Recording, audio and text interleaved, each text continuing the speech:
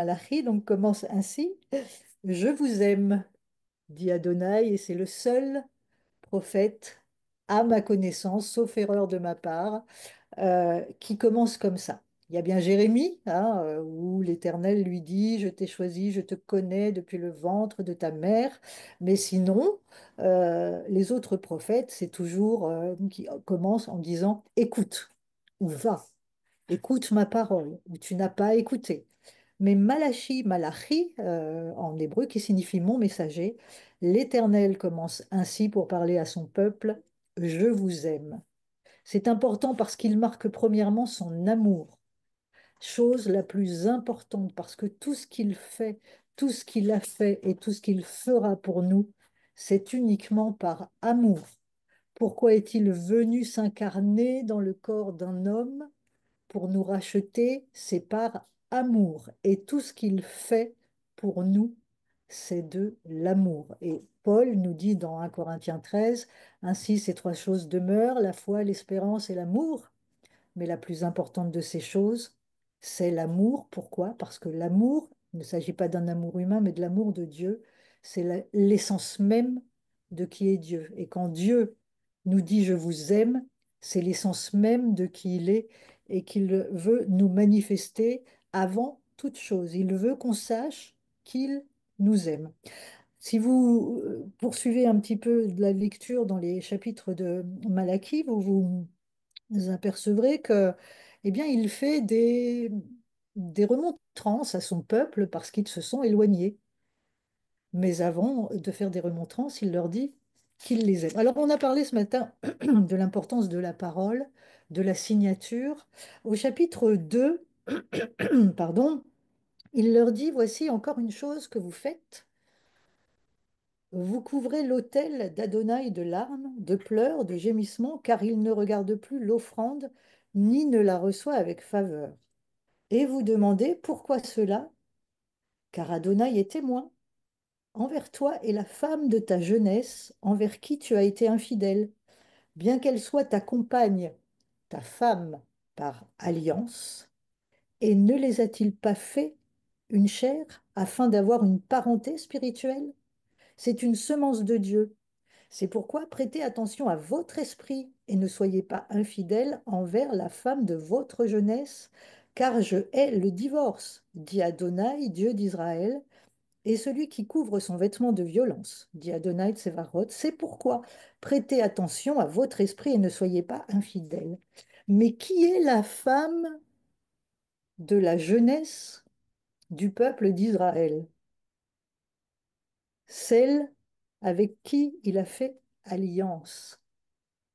C'est la Torah. Hmm. C'est la Torah. Ouais.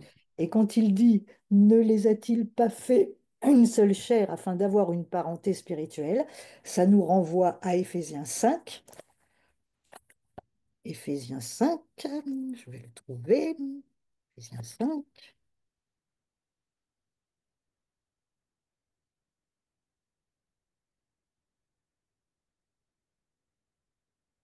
Éphésiens 5, verset 31. Alors, bon, là, il y a, Marie, aimez vos femmes comme le Messie a aimé la communauté messianique, se livrant pour elle-même afin de la mettre à part pour Dieu, la purifiant par l'immersion de l'eau du baptême. Verset 31, c'est pourquoi l'homme quittera son père et sa mère et sera uni à sa femme, et les deux deviendront un. Il y a une vérité d'une grande portée cachée ici, dont je dis qu'elle concerne le Messie et la communauté messianique.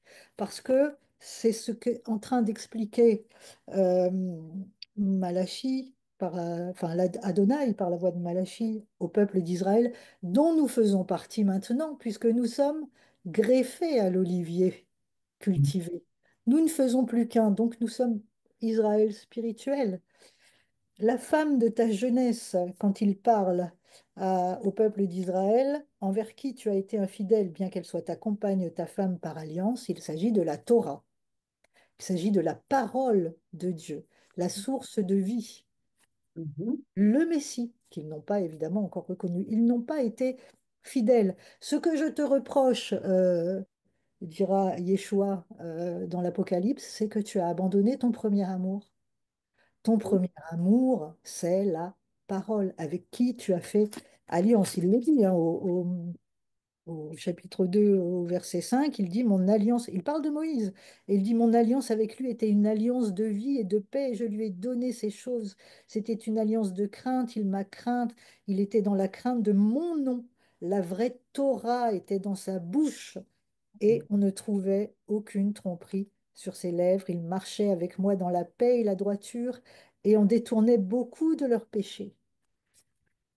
La femme de ta jeunesse, alors on a évidemment beaucoup parlé hein, sur le divorce, il ne faut pas divorcer, tati tata, bon ça c'est autre chose, c'est pas du tout de ce dont je veux parler ce matin, parce que premièrement, ce dont il est question dans ce verset, tu as été infidèle envers la femme de ta jeunesse, bien qu'elle soit ta compagne, ta femme par alliance, il s'agit de la Torah. Venez avec moi dans le chapitre 3. J'ai beaucoup, beaucoup aimé chapitre 3 verset 13. C'est pareil, je vous rappelle qu'il a commencé en disant Je vous aime. Mais il continue à leur expliquer ce qui ne va pas et pourquoi. On a beaucoup parlé ce matin, hein, dans notre moment de prière, de l'importance d'être fondé dans la parole. Pourquoi l'Éternel veut-il qu'on soit fondé dans sa parole? Parce que plus on est fondé, enraciné dans sa parole, plus on a de force. Et Tout à plus fait. on le connaît, et plus on a les yeux ouverts sur chaque circonstance, sur chaque chose qu'on voit. Alors, verset 13, vous avez durement parlé contre moi, dit Adonai. Alors, Malachie, hein, chapitre 3, verset 13. Vous avez durement parlé contre moi, dit Adonai. Cependant, vous dites, en quoi avons-nous parlé contre toi? En disant, il ne sert à rien de servir Dieu. À quoi bon obéir à ses ordres ou marcher comme des endeuillés devant Adonai Tsevaroth, l'Éternel des armées? Nous tenons les arrogants pour heureux. De même, ceux qui font le mal prospèrent, ils mettent Dieu à l'épreuve. Néanmoins, ils en réchappent. Est-ce qu'on pourrait peut-être dans les moments de difficulté, si nous ne sommes pas enracinés dans la parole, ne pas comprendre pourquoi les méchants prospèrent et pourquoi nous, on est dans la difficulté. Pourquoi tout semble leur réussir et pas à nous. Pourquoi traverser des moments si difficiles et pas eux. Ça m'a rappelé ce que dit Matthieu 24 à cause de l'éloignement de la Torah, l'amour du plus grand nombre se refroidira. L'amour pour qui, premièrement? L'amour pour l'Éternel. À quoi bon servir Dieu? À quoi bon obéir à ses ordres ou marcher comme des endeuillés, puisque les arrogants sont heureux, et de même, ceux qui font le mal prospèrent. Ils mettent Dieu à l'épreuve, néanmoins, ils en réchappent. Pourquoi est-ce qu'on peut avoir ce raisonnement? Pourquoi on peut être tenté d'avoir ce raisonnement? Ben parce que peut-être par moments dans nos vies, on s'est éloigné de la Torah, c'est-à-dire qu'on s'est éloigné du Messie lui-même, puisqu'il est la parole.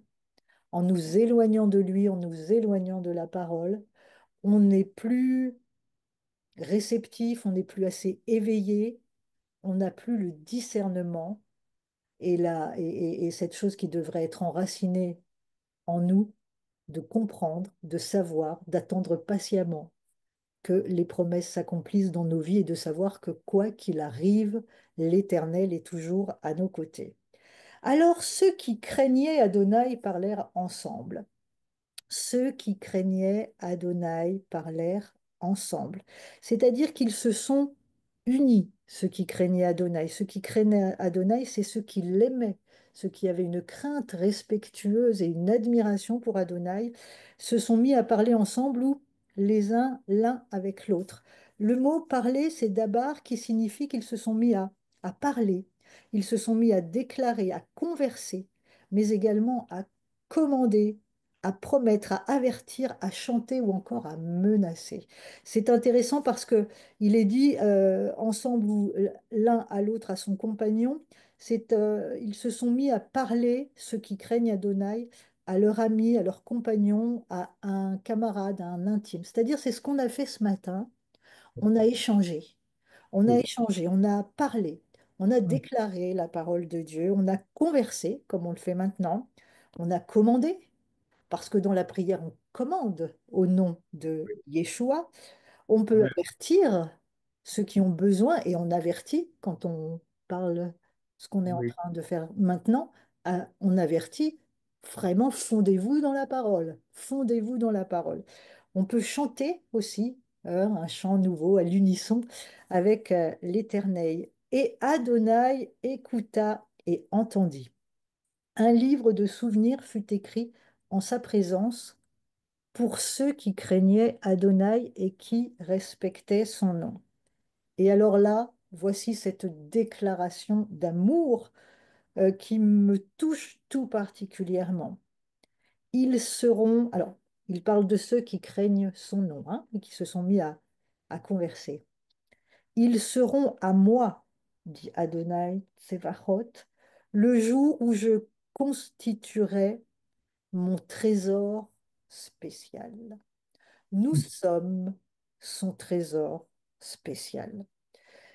Si vous allez chercher dans l'hébreu, c'est traduit au mot à mot, quand on lit en mot à mot, je vais épargner mes bijoux. C'est tellement beau, je vais épargner mes bijoux. Mais Ségoula, donc pour trésor, c'est possession. Je vais épargner ma possession, ma propriété, mon trésor particulier, mon trésor, ma richesse. Mm. Il parle de nous, il parle de nous. Nous sommes son trésor, sa richesse. Et c'est pour ça qu'il a commencé en disant, je vous aime. Comment nous voit-il? Nous sommes son trésor, sa propriété, sa richesse. C'est exactement ce qu'il dit dans Exode 19 au verset 5. Il dit, si vous êtes attentifs, écoutez bien, si vous êtes attentifs à ce que je dis, et si vous gardez mon alliance, vous serez alors mon trésor parmi tous les peuples. Exode 19.5. Si vous êtes attentifs à ce que je dis, et si vous gardez mon alliance, vous serez alors mon trésor, ma propriété, ma possession, ma richesse parmi tous les peuples.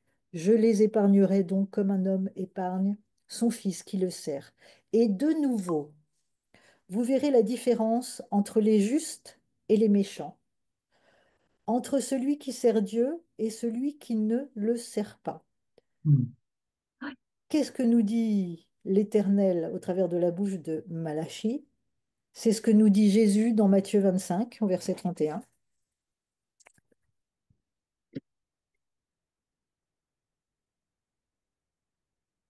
Quand le Fils de l'homme viendra dans sa gloire, en compagnie de tous les anges, il siégera sur son trône glorieux. Toutes les nations seront rassemblées devant lui et il séparera les gens les uns des autres comme un berger sépare les brebis et les boucs. Les brebis seront placées à sa droite et les boucs à sa gauche. Puis le roi dira à ceux qui sont à sa droite, venez, vous qui êtes bénis par mon Père, depuis la fondation du monde, recevez le royaume qui vous a été préparé.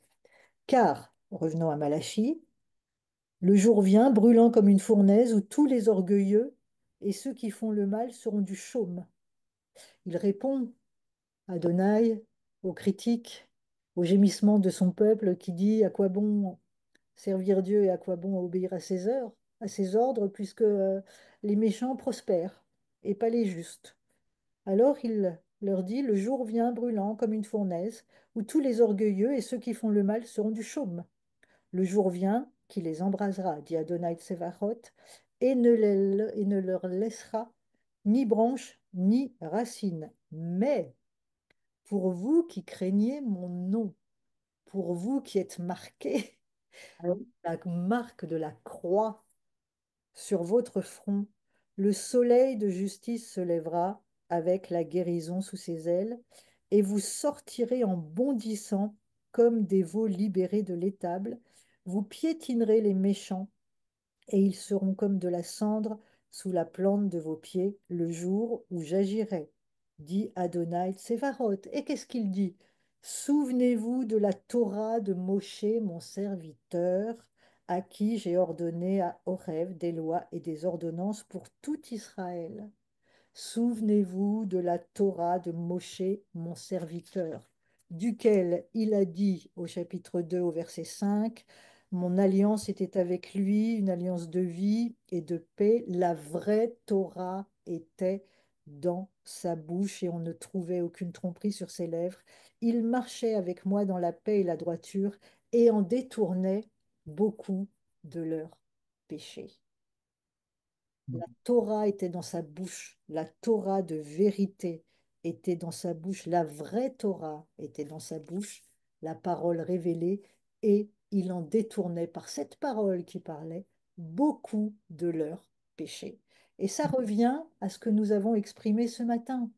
Parler la parole, non pas pour nous-mêmes, bien sûr, elle nous édifie et on a tellement besoin, mais parler la parole, que la parole dans notre bouche soit vraiment cette Torah de vie qui en va détourner plusieurs de leurs péchés, Ouais. plusieurs de leur esclavage.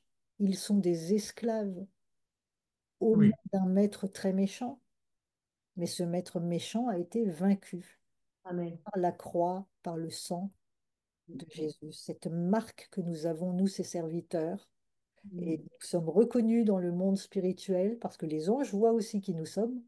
C'est pour ça qu'ils viennent nous protéger. Ils nous reconnaissent. Ils nous reconnaissent parce que nous sommes marqués de la croix sur notre front. Mais dans le monde spirituel, il y a aussi les esprits, le souffle contaminé. J'aime beaucoup cette traduction de Chouraki, le souffle contaminé, voit aussi qui nous sommes. Alors, si nous, nous ne voyons pas qui nous sommes, revêtus de la justice de Dieu et marqués euh, de sa marque par le front, les mauvais esprits, eux, le voient. Ne nous laissons pas embobiner, tu n'es pas digne, tu n'as pas de force, tu n'as pas de foi, tu n'es pas ceci, tu n'es pas cela. C'est sûr que par notre propre force, nous-mêmes, moi, Valérie, j'ai aucune autorité. Par mon nom, par le nom de Valérie, hein, c'est comme les 7 fils de Séva, au nom de Jésus que Paul prêche, ils se sont pris une bonne raclée, les fils de Séva. Mais Paul, lui, quand il ordonnait à un mauvais esprit de sortir, l'esprit sortait. Pourquoi? Parce qu'il était marqué sur son front, parce qu'il avait l'autorité, qu'il savait quelle autorité il avait. Nourrissons-nous de la parole pour prendre vraiment conscience de qui nous sommes, de ne pas avoir peur et de savoir qui nous sommes dans les lieux célestes. Nous sommes marqués, Ouais. marqués de la marque de Yeshua en personne, du roi des rois, du seigneur des seigneurs, du lion de Juda qui rugit. Nous sommes marqués et nous lui appartenons, nous sommes son trésor spécial, sa propriété. Aussi, dans les temps dans lesquels nous sommes et dans les temps qui vont devenir de plus en plus difficiles, souvenons-nous de qui nous sommes en lui.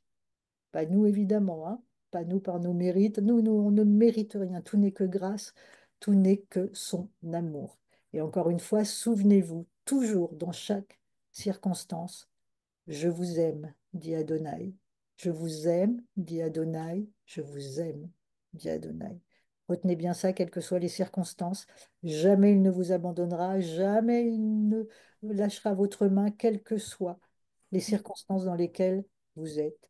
Je vous aime, dit Adonai. Soyez vraiment bénis par cette parole et remplis de son amour et assurés qu'il vous aime, qu'il nous aime et qu'il marche devant nous. Amen. Amen. En écoutant Valérie et tout ce qu'on a pu apporter, ben, je réalise que nous sommes des gens bénis. Amen. C'est vrai. Des gens bénis parce qu'on parle la parole, on enseigne la parole, on proclame la parole, on confesse la parole. On n'est pas des gens stagnants. On est évolutif. On évolue dans ce monde, on évolue avec la parole. Et la parole, elle nous amène toujours à faire toujours mieux. Si on commence à rester stagnant, ça veut dire qu'on reste, comme je connais certaines personnes qu'on connaît, qui ont la foi depuis 50 ans et qui sont restés au début de ce qu'ils ont vécu. Ils n'ont Mhm. jamais évolué, ils n'ont jamais grandi, ils n'ont jamais... Pourquoi? Parce qu'ils sont restés dans un système qui n'évolue pas, qui ne bouge pas. Mais nous, on vit quelque chose de spécial, c'est ce qu'on partageait. On vit quelque chose de spécial dans le sens qu'on est des évolutifs. On évolue avec la parole. Comme disait Valérie, quand on prend la parole, on se nourrit de la parole, il y a un changement qui se fait. S'il n'y a pas de changement, posons-nous des questions.